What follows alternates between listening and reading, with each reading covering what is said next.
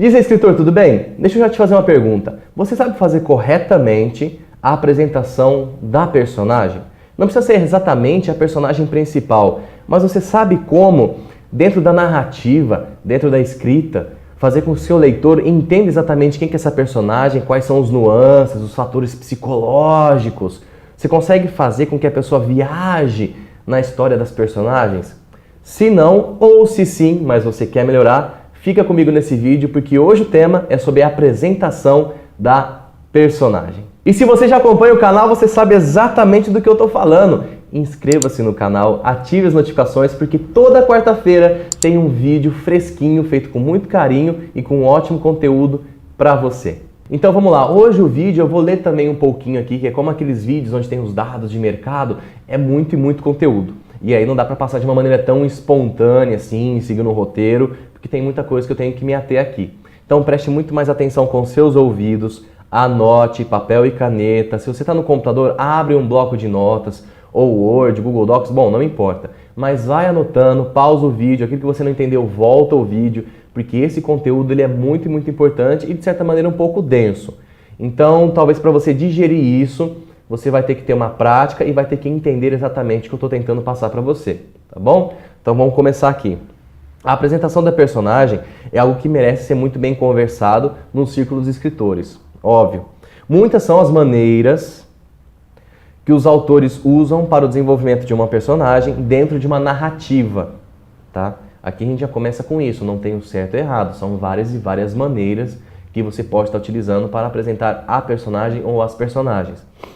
Mas a complexidade, anota isso, mas a complexidade da criação é proporcional à importância dessa figura dentro da trama. Consigo compreender?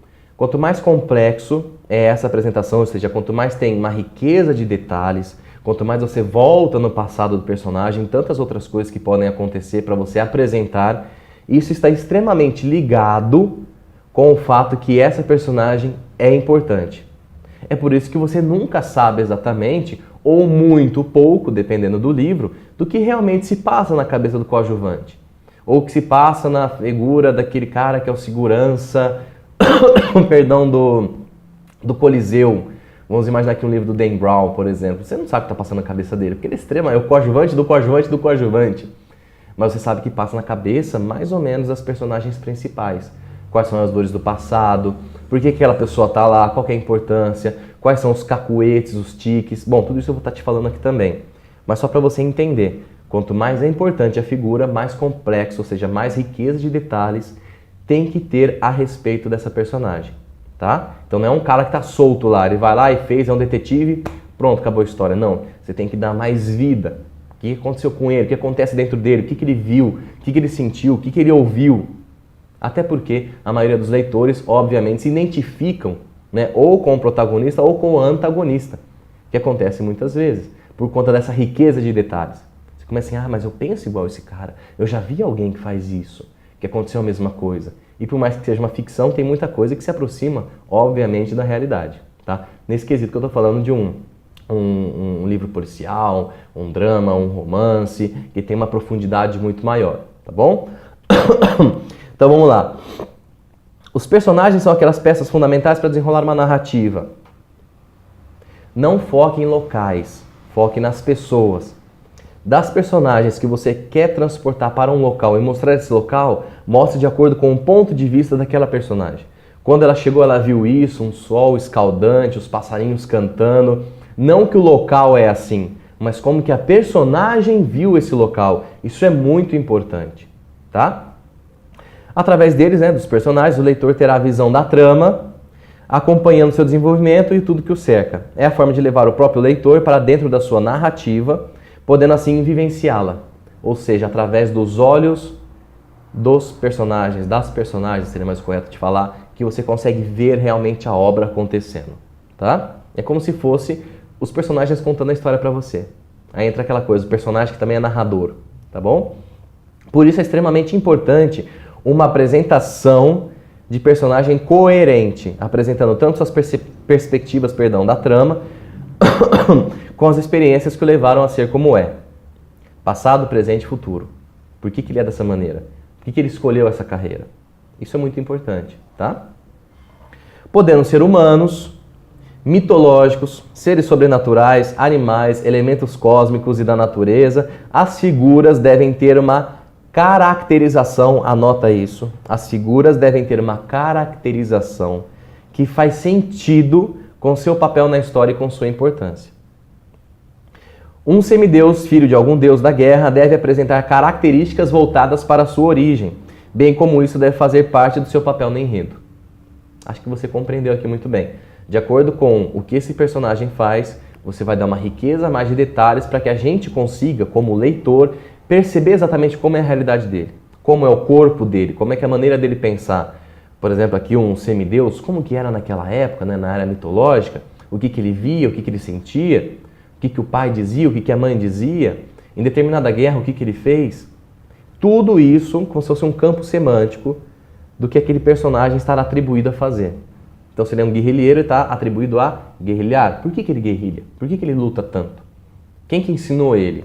Quais são as crenças dele? O que ele acredita como vida? Isso é muito legal, isso é muito importante, tá? Uma simpatia enorme com o personagem, você entender o que está na cabeça dele.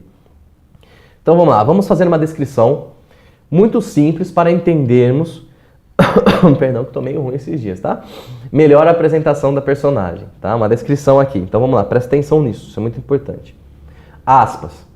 Marcos era um soldado originário de províncias romanas e partilhava de grande entusiasmo pelos saberes filosóficos gregos.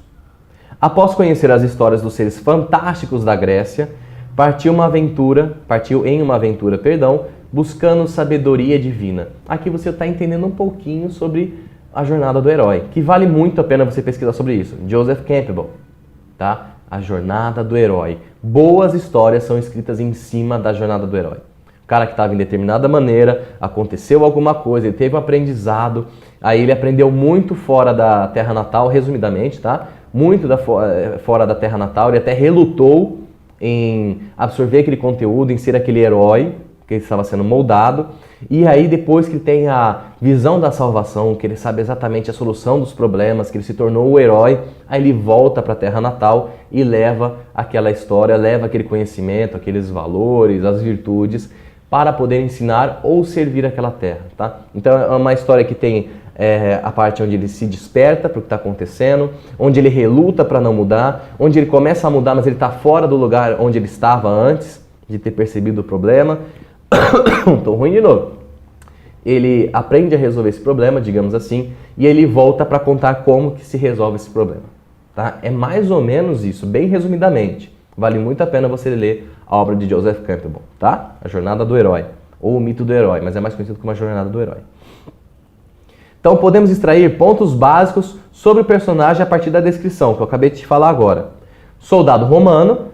Podemos presumir que Paulo é alguém treinado com excelência para o seu exército, na verdade Marcos, né? Perdão, falei Paulo, estou aqui.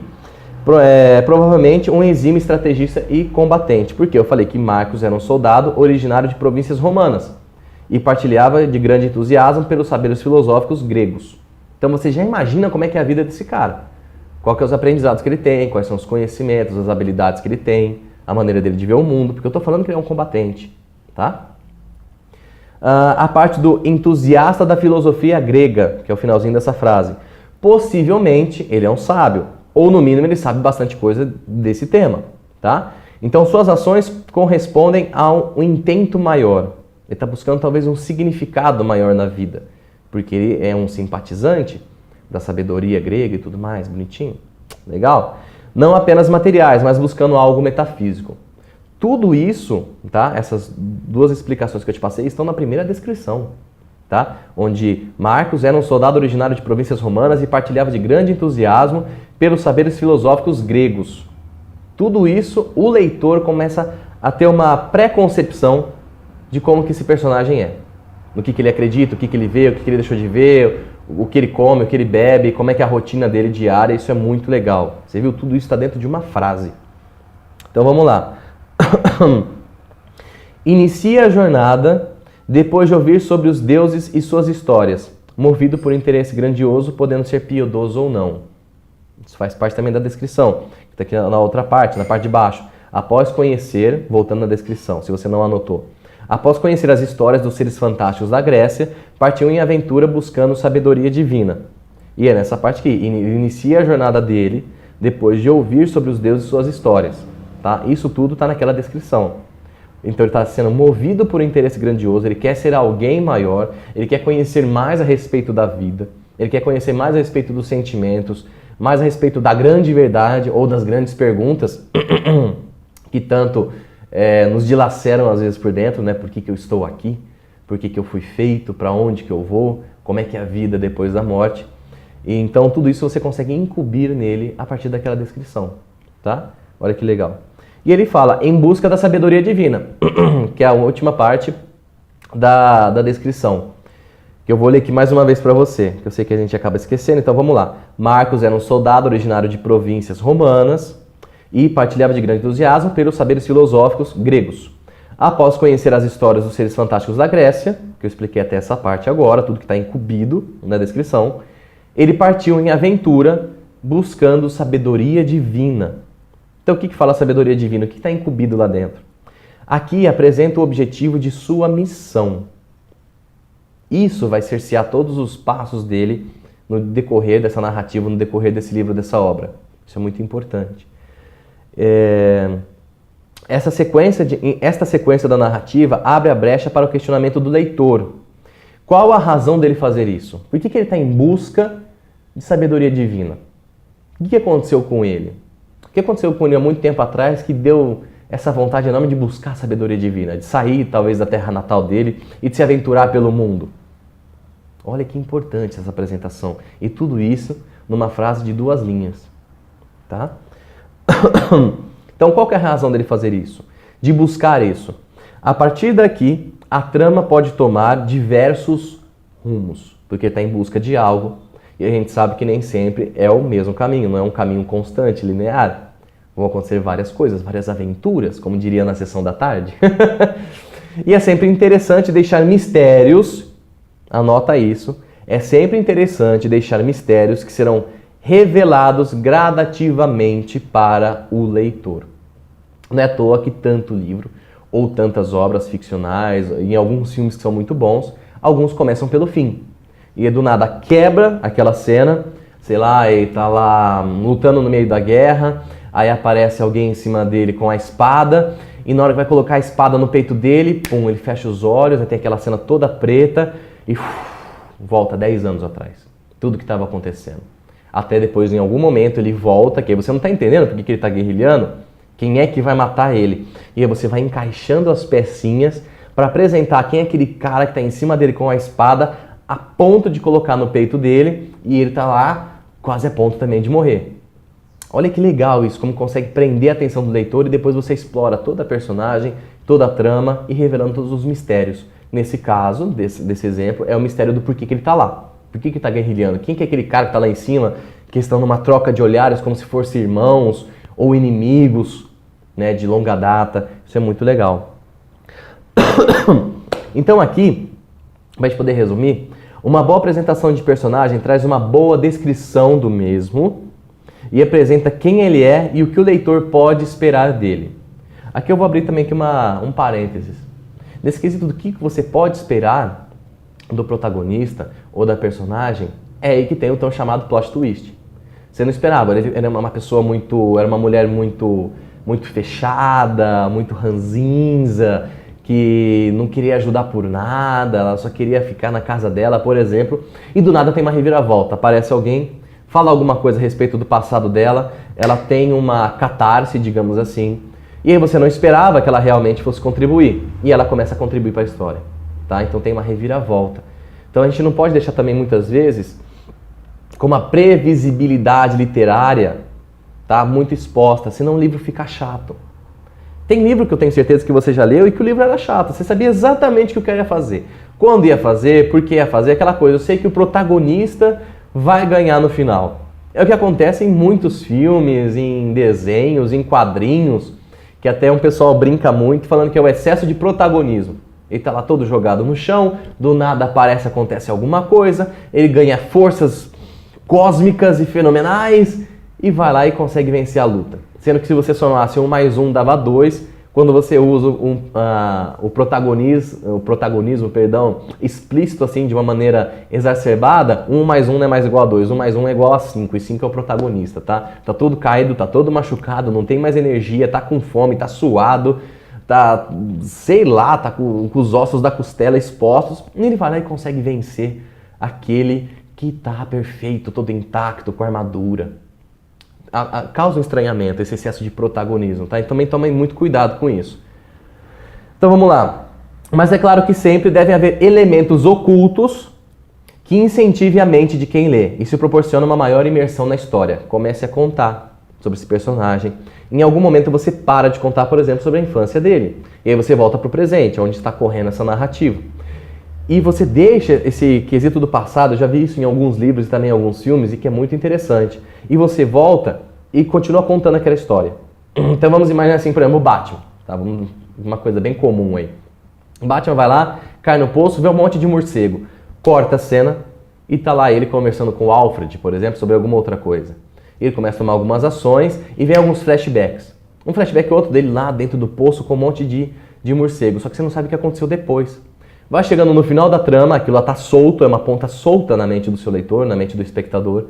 E aí você fecha isso. O que aconteceu depois que estava no poço? Ele se levanta, ele respira, vem um pensamento, eu vou lutar em prol da justiça e vingar os meus pais, né? Que é a história do Batman. E aí você entende por que ele está fazendo tudo aquilo.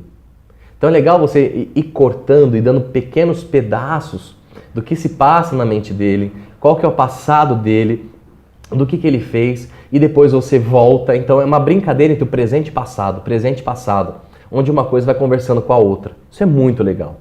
A pessoa consegue realmente se prender nessa leitura. Tá vendo que eu te falei que é um vídeo muito importante, com conteúdo muito denso e que vale muito a pena você anotar e ver de novo o vídeo, tá bom? Também é importante ressaltar, desculpa, que a humanização dos personagens devem fazer parte da escrita.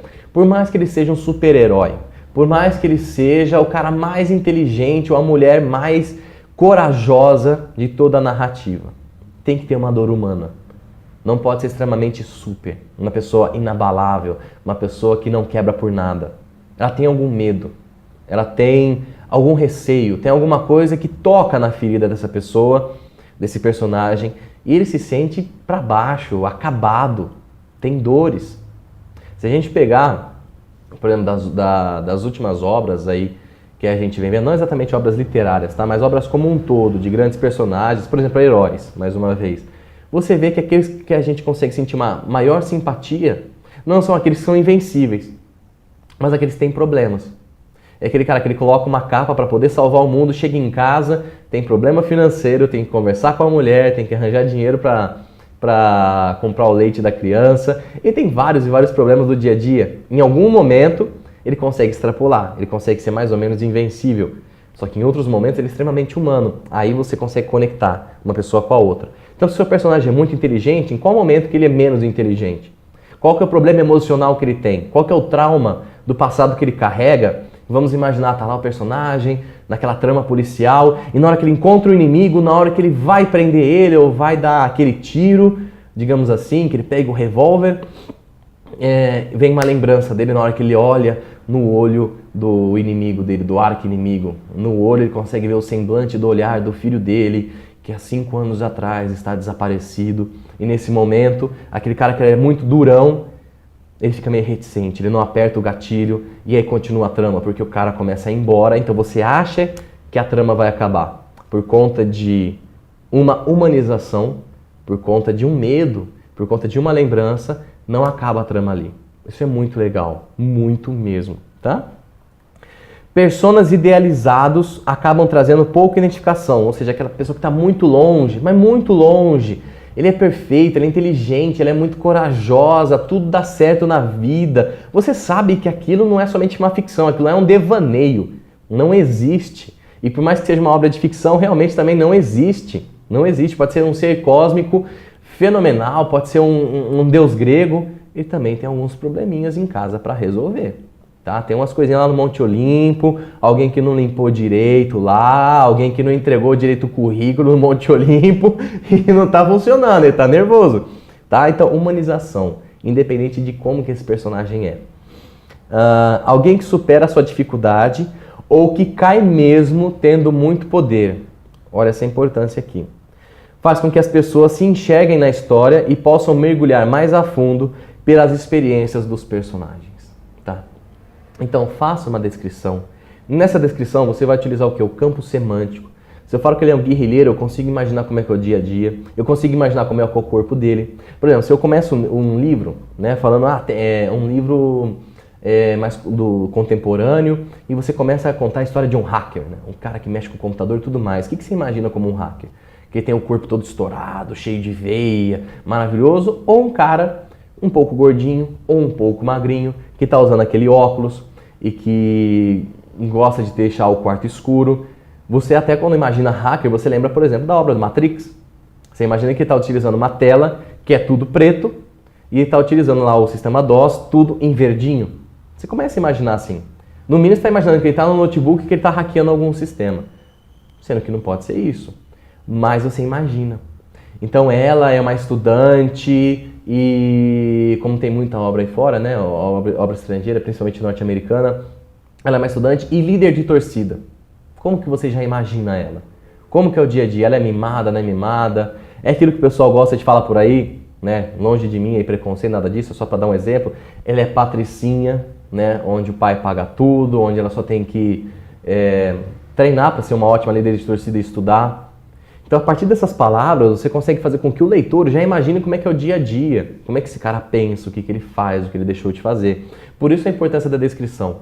E a apresentação da personagem, como a gente falou, é uma coisa muito complexa, então não posso te dar aqui uma fórmula mágica, mas o mais importante é, comece a brincar também com passado, presente e futuro. Porque senão a leitura fica muito chata, se ela é muito linear. Em 1929 ele fez isso, em 1935 aconteceu isso, em 1981 tal coisa aconteceu. Isso, se é um livro mais técnico, se está contando uma história mais verídica, até que é louvável, digamos assim, de utilizar. Mas quando você está apresentando, por exemplo, uma ficção, um romance, vale muito a pena você estar em determinado momento do livro e, pum, acontece alguma coisa que faz com que a personagem volte ao passado, com que ela lembre de alguma coisa. Então isso é muito legal. Você deixa algumas pontas soltas e depois você vai acertando essas pontas, fazendo com que o seu leitor fique muito mais preso a preso da boa maneira, tá? Mais imerso, né? Que ele goste mais, que ele crie uma certa ansiedade para poder ver o desenrolar do livro. Então você deixa essas pontas soltas e depois você vai explicando. E uma vez que você faz isso, que você deixa essa ponta solta, em determinado ponto você resolve isso, o que se cria dentro do leitor? Um padrão. Isso já aconteceu. Na hora que acontecer de novo, de apresentar uma parte do passado, algum medo, algum trauma, eu sei que vai ser explicado. Então a pessoa, o leitor, ele continua lendo o livro, porque ele sabe que isso vai acontecer de novo. Ele vai lendo, eu já vi às vezes em pessoas que estavam lendo o mesmo livro que eu, por exemplo, nossa, cara, eu também estava lendo esse livro e eu não imagino o que vai acontecer, porque deixou aquele momento lá que fala daquele passado dele, que ele perdeu a mulher e aí ele teve que viajar para Paris, né? Estou aqui tentando lembrar exatamente o que é, mas era mais ou menos isso. E eu não sei o que aconteceu, só que não me fala, tá? Não me fala que eu não quero spoiler, eu não quero que você fale antes. Ou seja, causou essa ansiedade, porque o escritor, o autor, deixou essa ponta solta. E a pessoa fica com aquilo remoendo dentro dela. Ela quer ler, ela quer saber o que vai acontecer. Tá? Isso vale muito a pena na apresentação da personagem. Porque você não tem que apresentar ela tudo no começo. Tá? Presta atenção nisso, tudo no começo. Você dá uma breve descrição e você vai apresentando o perfil psicológico dessa pessoa, o que acontece com ela, como que ela pensa, o que ela come, como é que é a rotina durante a narrativa do livro. Por isso que muitas vezes tem a surpresa no final. Tem coisas que você não imaginava. Então chega lá no final, nossa, eu não acredito que o cara fez isso. E aí volta para o passado ou para um tempo antes, onde tem um embasamento do porquê que ele fez isso. Alguma coisa que ele se lembrou, um sentimento que não está muito bem resolvido. Então note como é que é legal essa também humanização. Que é o que acontece com a gente. Tantas e tantas pessoas que estão num caminhar aí achando que é linear, vamos imaginar aqui o caminho para ser bem sucedido financeiramente. Chega em algum momento, perde todo o dinheiro. Humanização. Ela pega e volta lá para o passado, ela busca aprendizado, busca sabedoria e ganha o dobro do que ganhava, por exemplo. Então, mais uma vez, o que eu falo que vale muito a pena também é você buscar a obra de Joseph Campbell, tá? A Jornada do Herói, que tem muito isso, vitória, derrota, tem sabedoria, leva a sabedoria de volta e é elogiado por todos. Isso é muito legal, tá? Muito legal. Também tem outro livro vou me lembrar aqui, é A Jornada do Escritor. Se eu não me engano, A Jornada do Escritor. É um livro bem antigo, talvez você consiga encontrar em sebos online, ou aquele seu amigo que tem uma biblioteca aí, né, na casa dele.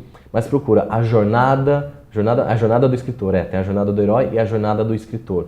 Vale muito e muito a pena, tá bom? Bom, escritor, eu falei que seria um vídeo um pouquinho extenso aqui, espero que você tenha anotado, estude mais a respeito disso. Como eu falei, não é uma fórmula mágica, mas dessa riqueza de detalhes.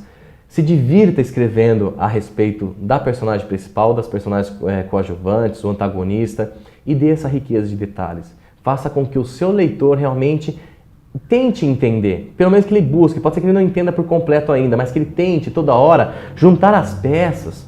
Né? Por que o João fez isso? Por que a Maria não fez o que tinha que ser feito? Meu Deus do céu! Isso é muito legal, é muito importante. E utilize na sua obra, tá bom? Bom, escritor, espero que você tenha gostado do vídeo. Vou deixar 2 aqui e mais um botãozinho para você também poder se inscrever no canal. Não esqueça de deixar o like também, isso quer dizer para o YouTube que você gostou, então você vai receber mais vídeos como esse toda quarta-feira, tá ok? Então, a gente se vê na próxima quarta. Um grande abraço e até mais. Tchau, tchau!